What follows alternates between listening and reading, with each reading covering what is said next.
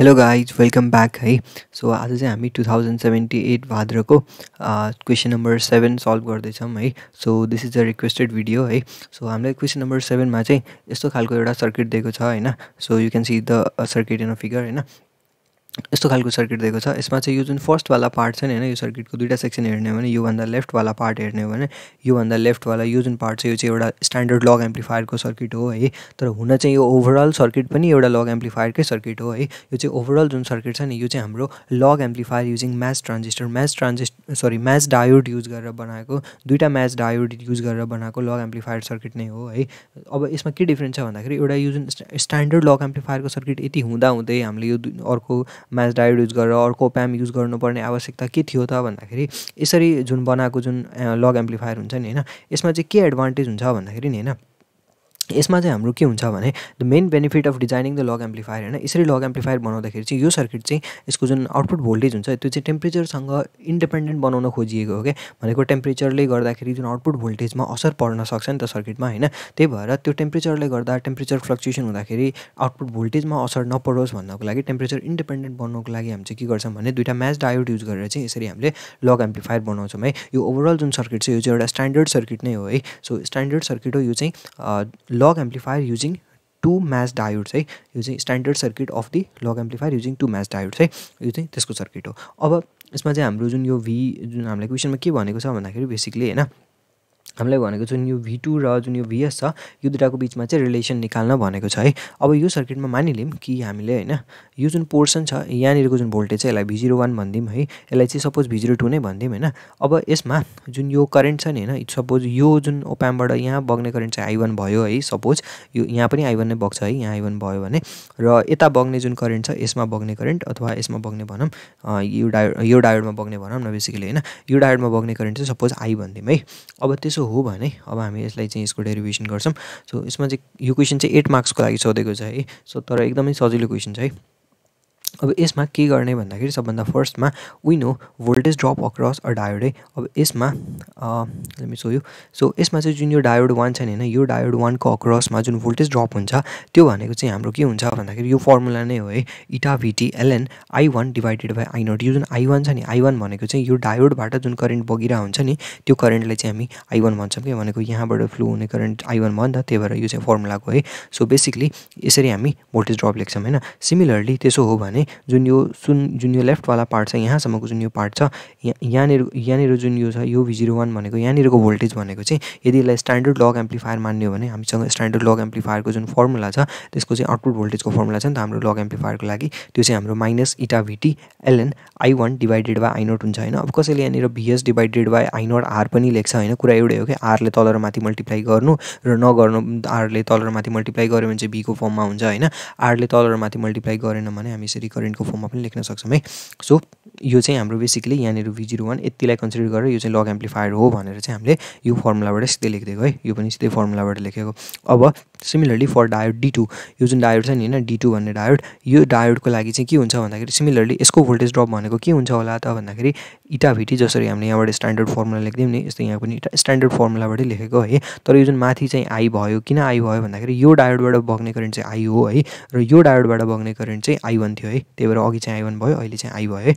अब त्यसो हो भने जुन यो D2 छ यो VD2 भनेको त यो VD2 भनेको यहाँनिरको जुन भोल्टेज छ र यो पोइन्टको जुन भोल्टेज छ त यो पोइन्टको भोल्टेज माइनस यो पोइन्टको भोल्टेज गर्यो भने यो डायोडबाट हुने जुन भोल्टेज ड्रप छ त्यो निकाल्न सकिन्छ नि त। सो त्यही भएर जुन यो VD2 छ त्यो भनेको V प्लस माइनस V01 भएको है। V प्लस भनेको चाहिँ यो V प्लस अनि त्यसपछि माइनस V01 भनेको चाहिँ यहाँनिरको पोइन्ट है। अब त्यसो हो भने जुन यो V प्लस छ V प्लस भनेको V01 यता राइट साइडमा गयो हैन। अब जुन यो V01 छ नि हैन, V01 भनेको अघि हामीले यो इक्वेसनमा लेखेको थियौँ नि V01। सो यो V01 को भ्यालु ल्याएर त्यो भ्यालु ल्याएर हामीले यहाँ सब्स्टिट्युट गरिदिएको हैन। त्यो सब्स्टिट्युट गरिसकेपछि अब हामीलाई के थाहा छ इटा VT यसमा कमन लिने हो भने ln यति माइनस यति भनेको त ln A माइनस B भनेको त ln A बाई B हुन्छ नि त। सो यसलाई डिभाइड गर्ने हो भने चाहिँ हाम्रो यति आउँछ है, माइनस इटा VT ln I1 by I आउँछ है। सो हामीले के निकाल्यौँ भन्दाखेरि हामीले V प्लस को भ्यालु निकाल्यौँ। कुन V प्लस को भ्यालु?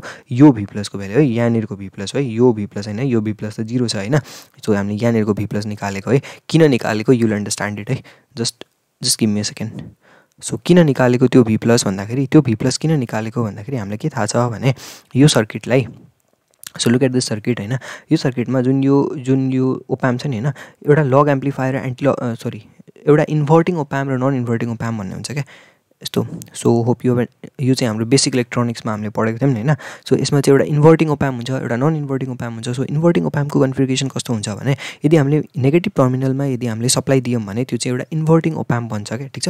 यो सप्लाई एसी पनि हुनसक्छ, डिसी पनि हुनसक्छ है, जेसुकै होस्। सो मैले चाहिँ पहिला एसी बनाएको थिएँ, त्यसपछि यहाँ डिसी लेखिदिएको, के फरक पर्दैन एसी डिसी जे दिँदा पनि।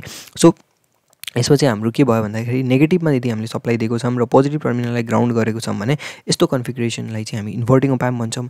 र नन इन्भर्टिङ ओप्याम्पमा चाहिँ के हुन्छ भने यही सर्किटमा बेसिकली फरक केही पनि होइन, यो जुन सप्लाई छ यो सप्लाईले चाहिँ हामी पोजिटिभ टर्मिनलमा दिन्छौँ, पोजिटिभ टर्मिनलमा सप्लाई दिन्छौँ र जुन यो नेगेटिभ टर्मिनल छ यसलाई के गरिदिन्छ भनेर ग्राउन्ड गरिदिन्छौँ भने यो चाहिँ हाम्रो नन इन्भर्टिङ ओप्याम्प हुन्छ। सो माइनस भनेपछि इन्भर्टिङ साइन हो नि त, त्यही भएर माइनसमा सप्लाई दिँदाखेरि इन्भर्टिङ हुन्छ, प्लसमा सप्लाई दिँदाखेरि नन इन्भर्टिङ हुन्छ है। र अर्को बुझ्नुपर्ने कुरा के छ भने इन्भर्टिङ ओप्याम्पमा जुन आउटपुट भोल्टेज हुन्छ त्यो भनेको चाहिँ minus RF/R1 times V in हुन्छ है, यो RF अनि त्यसपछि R1 भनेको चाहिँ यहाँनिर अब यहाँनिर दुईवटा रेजिस्टर सिरिजमा हुन्छ भने चाहिँ R1 प्लस त्यो अर्को रेजिस्टर पनि लिनु पऱ्यो नि त, कन्सिडर गर्नु पऱ्यो नि त, बेसिकली यहाँनिरको इक्विभ्यालेन्ट रेजिस्टेन्स हो क्या R1 भन्न खोजेको है।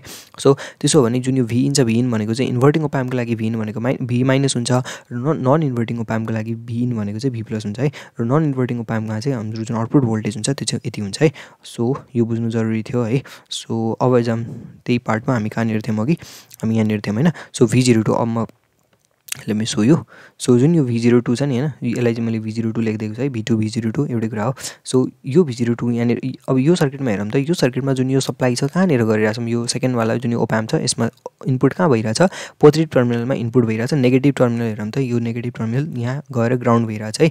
सो नेगेटिभ टर्मिनल ग्राउन्डेड छ, पोजिटिभ टर्मिनलमा हामीले इनपुट दिइरहेछौँ भनेपछि यो चाहिँ के हुन्छ हाम्रो नन इन्भर्टिङ ओप्याम्पको कन्फिगरेसन हो है। सो नन इन्भर्टिङ ओप्याम्पमा हाम्रो के हुन्छ, जुन आउटपुट भोल्टेज भनेको 1 + RF/R1 टाइम्स V इन हुन्थ्यो नि त हैन। सो RF/R1 हुन्थ्यो हैन, त्यहाँ त एउटै रेजिस्टर थियो त्यही भएर R1 हुन्थ्यो हैन।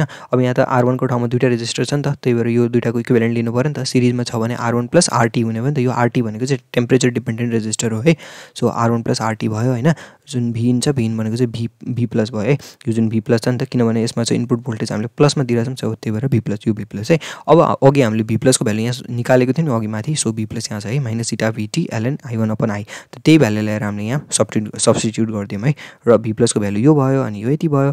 अब त्यसपछि चाहिँ हामीले केही गरेको छैन है, एकदम सजिलो छ। त्यसपछि हामीले के गर्यौँ भने जुन यो ln I1/I छ यसलाई हामीले राइट साइडमा लेखिदियौँ, यसलाई बिचमा, अनि त्यसपछि यसलाई अब जुन यो ln I1/I छ नि हैन, यसलाई चाहिँ हामी ln VS/IR पनि लेख्न सक्छौँ है। किनभने यो तल र माथि दुईटैमा R ले मल्टिप्लाई गर्यो भने के हुन्छ, I1 * R भनेको के हुन्छ, I1 * R भनेको त हाम्रो के हो, VS नै हो नि त, किनभने I1 भनेको यताको करेन्ट मानेको थियौँ नि अघि हामीले। सो यसलाई R ले मल्टिप्लाई गरिदियो भने त हाम्रो के आउँछ, VS आउँछ र तलपट्टि I * R भयो है। हामी यसरी पनि लेख्न सक्छौँ। त्यसो हो भने चाहिँ हामी के गर्न सक्छौँ भन्दाखेरि त्यसो हो भने चाहिँ यो के गर्न सक्छौँ, V02 जुन छ यसलाई चाहिँ हामी K1 र K2 को फर्ममा सपोज मानिलियौँ। K1 भनेको -ηVT, यति टर्मलाई मैले K1 सपोज गरिदिएँ हैन। र K2 भनेको चाहिँ सपोज यति जुन यो R को टर्ममा लेखेको क्या बेसिकली यसलाई, यो भनेको ln VS/IR हो नि त हैन। सो मैले 1/IR लाई K2 भनिदिएँ भने माथि VS बाँकी छ नि त हैन, त्यही भएर यो चाहिँ K2 VS भयो है। सो त्यसैले here we choose RT such that it will nullify the effect of VT है। सो यो जुन क्वेसन हामीले सोधेको थियो 2078 भाद्रमा, यो क्वेसन नम्बर 7, यसको सोल्युसन चाहिँ सक्यो है। यो चाहिँ हाम्रो के थियो, लग एम्प्लिफायर युजिङ म्याच ट्रान्जिस्टर। तर यसैमा अब अहिलेसम्म सोधेको त छैन, तर यो पालि पोसिबली हैन एन्टी लग एम्प्लिफायर युजिङ म्याच ट्रान्जिस्टर भनेर सोधिदिन सक्छ हैन। सो त्यो क्वेसन पनि अलिकति म एक्सप्लेन गरिदिन्छु ल, सजिलो छ। सो एन्टी लग एम्प्लिफायर युजिङ म्याच ट्रान्जिस्टर भन्यो भने चाहिँ यस्तो हुन्छ है। सो एन्टी लग एम्प्लिफायर युजिङ म्याच डायोड भन्यो भने चाहिँ यो डायोडको ठाउँमा ट्रान्जिस्टर पनि युज गर्न मिल्छ है, केही ठुलो कुरा छैन, किनभने ट्रान्जिस्टरको अर्को टर्मिनल चाहिँ हाम्रो ग्राउन्डेड नै हुन्छ है। सो यहाँनिर एन्टी लग एम्प्लिफायर युजिङ म्याच डायोड भन्यो भने चाहिँ यस्तो खालको स्ट्यान्डर्ड सर्किट हुन्छ हैन। यो पनि सजिलो छ। यसमा चाहिँ के छ भने basically voltage drop across D1 हेरौँ है। D1 को अक्रसको भोल्टेज ड्रप, यो D1 को अक्रसको भोल्टेज ड्रप हेर्ने हो भने के हुन्छ हाम्रो, यो V माइनस यो यहाँनिरको भोल्टेज माइनस यो भोल्टेज गऱ्यो भने त यसको भोल्टेज ड्रप आउँछ नि त। सो V माइनस V2 भयो। सो D1 अब V माइनसलाई V minus equal to V plus हुन्छ है। So V minus equals to V plus भयो भने यति हुन्छ।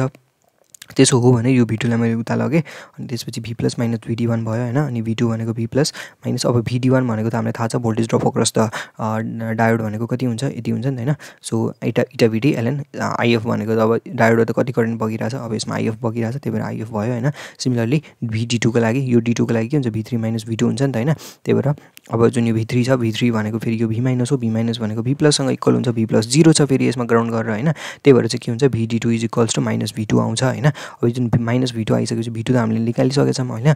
अब यो V2 को भ्यालु हामी यसमा के गर्दिन्छौँ सब्स्टिट्युट गरिदिन्छौँ है। सब्स्टिट्युट गर्ने हो भने चाहिँ यो VD2 भनेको त हामीलाई इटा VT ln I नट भइहाल्यो हैन, किनभने यताको डायोडको लागि हामीले I करेन्ट बगिरहेछ मानेको हो नि त हैन, यताको लागि IF मानेको, यताको लागि I, त्यही भएर हाम्रो I यति भयो हैन। र अर्को कुरा चाहिँ हामीले के गर्यौँ यहाँनिर कहाँ गयो यसमा यहाँनिर V2 को भ्यालु माथिबाट यो इक्वेसनबाट ल्याएर पुट गरिदिएको है सिम्पली। अब त्यसो गर्ने हो भने जुन यो V प्लस छ नि, अब यो V प्लस भनेको कहाँनिरको V प्लस थियो, यो V प्लस भनेको चाहिँ यो V प्लस त हामीले कहाँबाट ल्याएको V2 बाट ल्याएको हो नि त हैन, भनेको यहाँनिरको V प्लस हो नि त। सो यो V प्लस भनेको के हुन्छ हेर्नु त, यो दुईटा रेजिस्टर जुन छ यो दुईटा रेजिस्टर मध्ये जुन यो R1 रेजिस्टर छ, R1 रेजिस्टरबाट बग्ने जुन भोल्टेज हुन्छ त्यो भोल्टेज चाहिँ V प्लस हो है। सो यो जुन VS छ VS चाहिँ यो R2 र R1 मा डिभाइड हुन्छ, त हामीले भोल्टेज डिभाइडर रुल लाउनु पर्यो। भोल्टेज डिभाइडर रुलमा के हुन्छ, आफ्नो रेजिस्टेन्स डिभाइडेड बाइ आफ्नो प्लस अर्काको रेजिस्टेन्स टाइम्स के हुन्छ टोटल भोल्टेज हुन्छ नि त। सो त्यही भएर जुन यो कहाँ गयो, त्यही भएर जुन यो V प्लस हुन्छ नि हैन, यो V प्लस भनेको चाहिँ आफ्नो रेजिस्टेन्स डिभाइडेड बाइ आफ्नो प्लस अर्काको रेजिस्टेन्स टाइम्स टोटल भोल्टेज भयो हैन VS, त्यो गरेको है सिम्पली। अनि त्यसपछि यो जस्ताको त्यस्तै छँदैछ हैन। अब त्यसो हो भने यो त मैले सिम्पली यही कुरा लेखेको हैन। अब जुन यो इटा VT लाई चाहिँ मैले यदि राइट साइडमा लेफ्ट साइडमा लग्यो भने अब यसलाई सल्भ गर्दाखेरि ln यति माइनस यति भनेको ln A minus ln B भनेको त ln A बाइ B हुन्छ नि त। त्यसलाई सल्भ गर्ने भने चाहिँ V0 divided by R3 times I off आउँछ हैन। अनि यो गर्दाखेरि यति भयो। अब जुन यो ln यति छ, इटा VT लाई मैले उता लग्यो भने डिभाइडमा गयो हैन। अब मैले एन्टिलग लिए, सो एन्टिलग लिँदाखेरि चाहिँ हाम्रो अब यो जुन इक्वेसन छ यसमा एन्टिलग लिँदाखेरि हाम्रो यति हुन्छ नि त, e टु दी पावरमा यो भनेको यो हो नि त बेसिकली। सो यति लेखेँ हैन।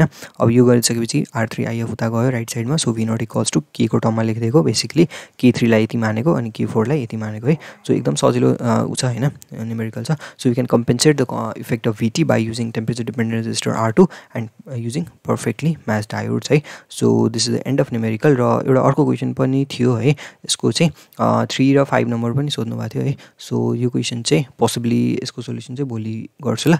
Okay, so hope you got it. Thanks for watching.